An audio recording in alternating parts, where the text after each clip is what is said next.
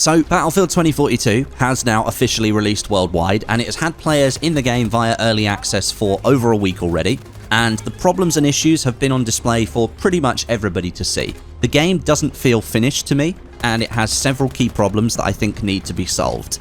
Now that the first patch has dropped, that came out on Thursday earlier this week, the game is sitting as it was intended to be by EA and DICE at their official worldwide launch. All of the early access gameplay, that was without that day one patch, and I thought it was best to wait for that patch to arrive before I compile this list of feedback and suggestions to present to the development team in hopes that that can help them improve the overall product, not only for Battlefield fans, but also new players alike as well. And in the interest of time, I'm going to try and be as efficient as possible when listing all of these bits of feedback. There's quite a lot that I want to get through in this video, and I don't want it to go on for like 25 minutes, so let's get into it. The first thing that I want to highlight is game performance. In stark contrast to previous Battlefield games, performance has been very sluggish and underwhelming so far with Battlefield 2042. Now, I play on PC, I've got a machine with top spec hardware, and it's struggling to keep frame rates at a level that I can enjoy the gameplay that's on offer.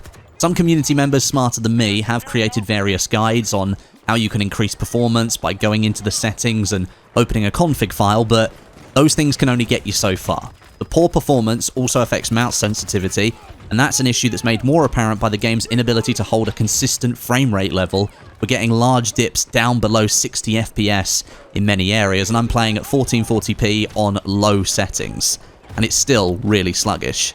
Server performance during the first few days was also quite bad.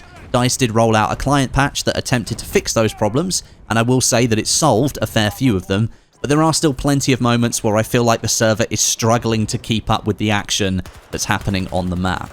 Hit registration is also really spotty. On plenty of occasions I've been shooting at enemy players and my shots don't register as hits on target, and it either results in me needing to land more shots on target, or I end up being killed by the enemy or another one that's spotting me and taking me down. Quite frustrating.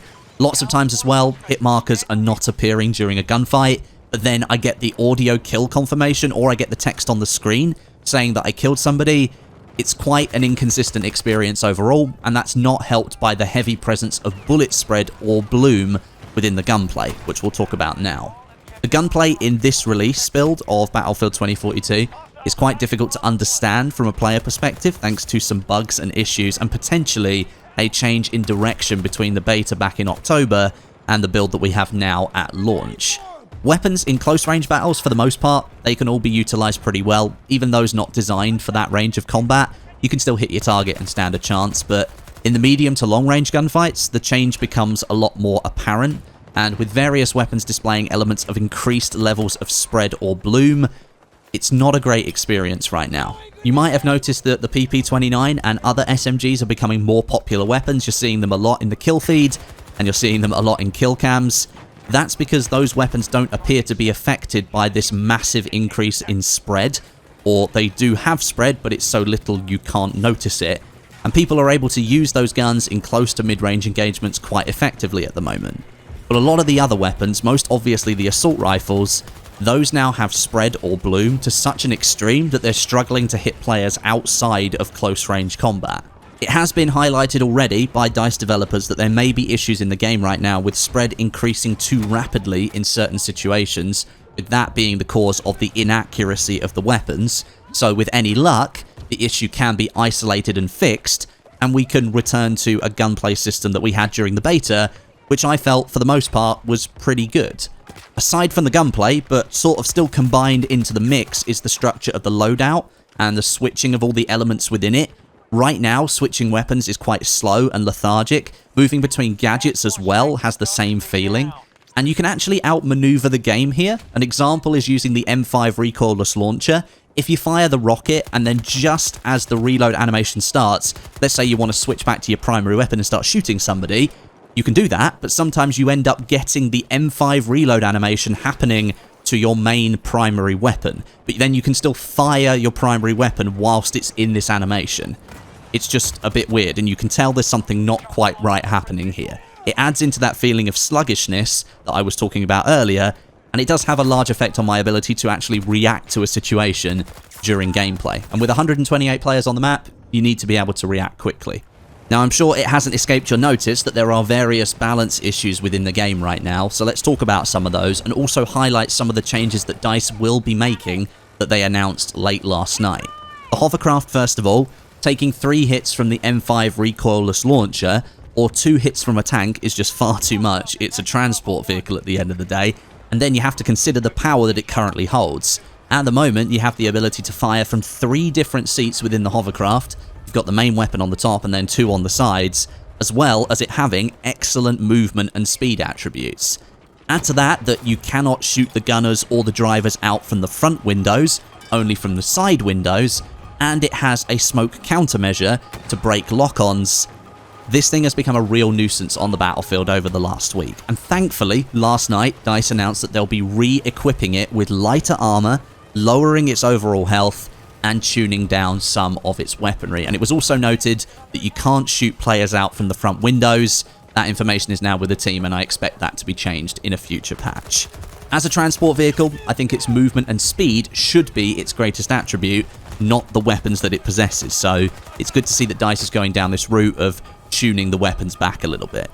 We mentioned issues earlier in the video about the gunplay. Right now, it's kind of hard to assess the overall weapon balance in 2042 because we've got various weapons seemingly more negatively affected by this spread bug than others. So I'm going to wait and see what DICE does to solve that spread problem before talking about the weapon balance, seeing what's good, what's bad, maybe what needs a buff, and maybe what needs a nerf. Then we've got the bugs, and there are quite a lot of them. Over the last few days, these are just a few of the bugs that have cropped up the most for me and have become the ones that have sort of stuck in my memory. On the Kaleidoscope map, you can sometimes get stuck in the crouch position, and I think that spreads across all maps in the game. That's not exclusive to Kaleidoscope, but it's more of a problem here, and I'll explain why. You're unable to stand up or go prone once you're stuck in this. The only way to solve it is to find a point that's tall enough on the map that you can drop off of and then deploy your parachute, and then you can go back into the standing position.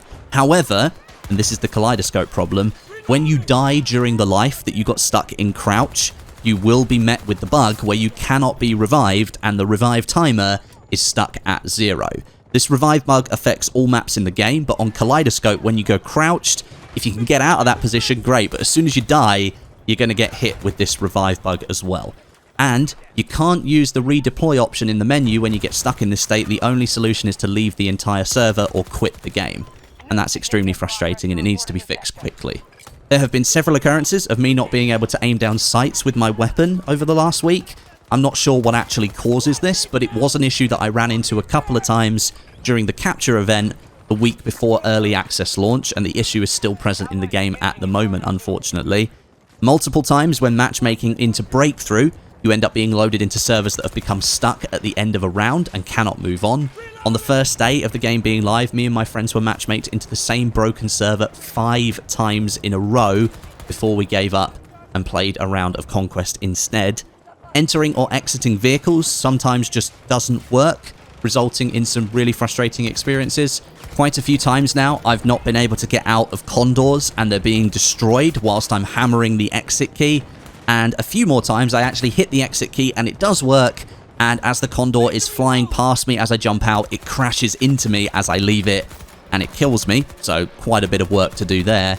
And then the other one, friendly players appearing with no team or squad icons above their heads as infantry or in vehicles as well, and that adds massive confusion into an already chaotic situation. It's happening a lot in almost every single match that I'm playing in. These issues, they really do hurt the overall gameplay experience, but it's not just limited to this list. The list is quite extensive. It's just I'm not going to go into it all in this video. It would take me too long to talk about it. But these ones are quite obvious. I think they should have been identified and fixed before the launch of the game. We know 2042 was delayed by a month, and the reason given was that teams needed more time to polish the experience. But unfortunately, I think even more time was needed, and perhaps delaying the game further into early 2022 might have been the better option. Now, in this next part of the video, I want to talk about some features that could be added to 2042 that would improve the experience and provide more options for players to customize their experience. There are a lot of them, but these are just some of the highlights, I think. I want to reiterate some feedback, first of all, I had from the beta. I think specialists would be better collected into class brackets that reflect their role on the battlefield.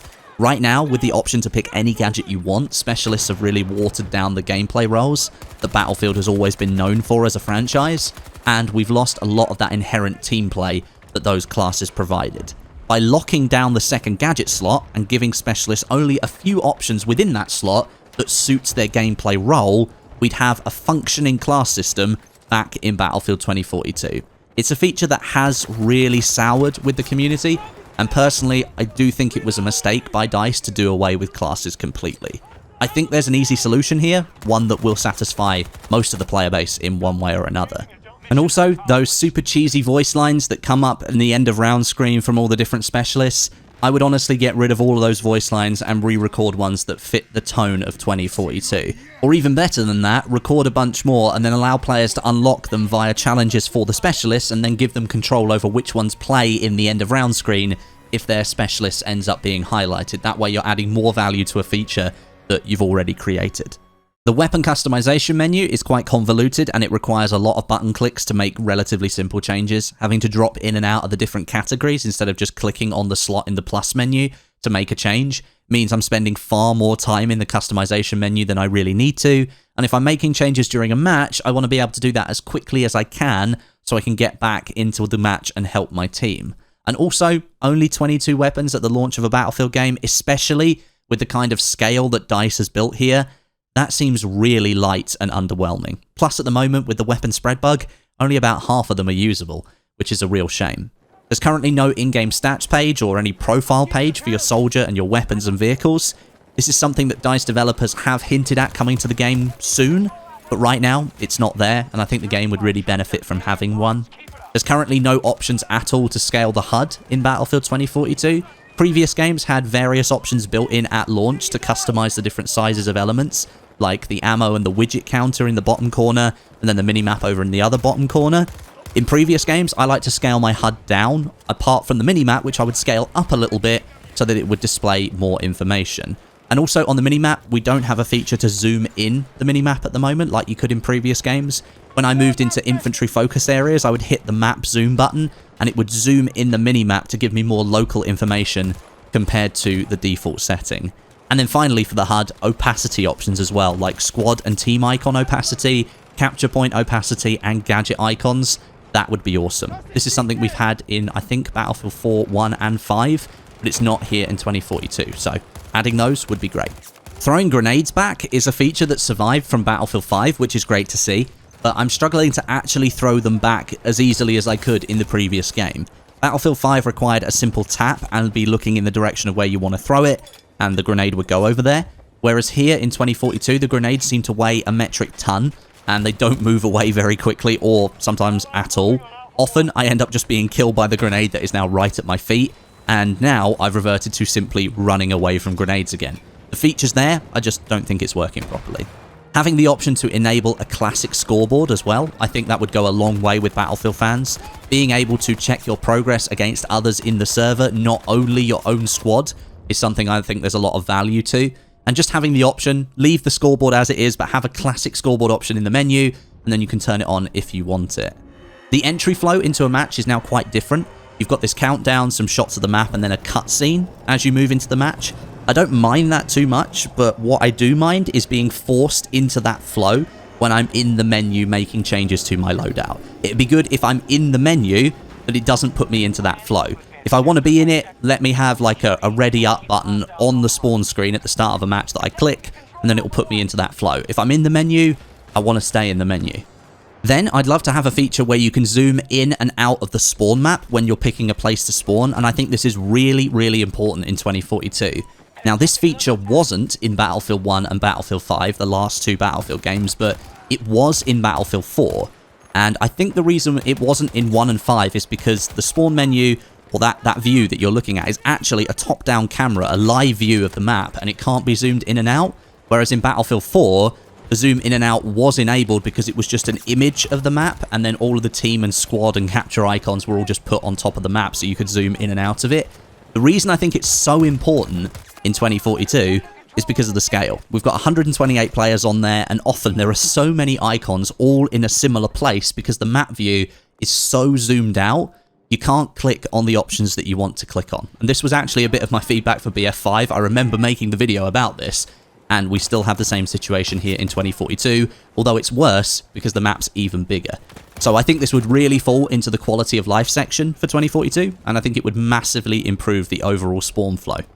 Being able to join matches with more than 4 people, that would be great. Having a function that splits a larger group into multiple squads when joining a server, and then keeping them on the same team would be a great solution. Currently, you can't manually move yourself into different squads either, another feature that would be really helpful for larger communities that want to play together.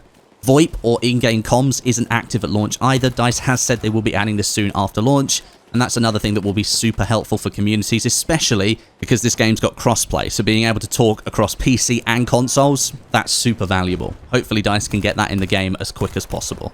And then at the moment, the game has an issue where matchmaking often puts you onto the same map that you've just played multiple times in a row, or you'll only cycle around a couple of maps. I've actually had one instance where the game put me onto the Kaleidoscope map 3 times in a row, and then during a 7-hour play session the other day, not once was I ever matchmaked onto the Breakaway map, which is actually one of my favorites to play, so quite disappointing.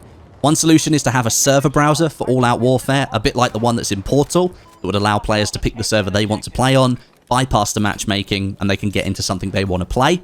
Another would be to implement a more stringent process within the game to place you into a server that is not currently playing the same map that you just played, and also looks forward to the next map that will be played and make sure that's not the same map that you just played as well. So you get a clear break on each map rather than playing the same thing over and over again. Now, there is a lot more that I could mention here, but as I said earlier in the video, I didn't want it to go on for too long, and I think this covers just about all the most important feedback that I've collected from the last week or so, and it echoes a lot of what the community is saying as well. DICE has a long way to go with Battlefield 2042, and I have to admit, this is a really disappointing start. But I hope they're able to turn this thing around and start pushing forward with it. The signs are there for them to do that. They've already been making use of this new system to disable problematic features like Dozer's Shield and the proxy nades. No need for a patch to fix those, which is good news.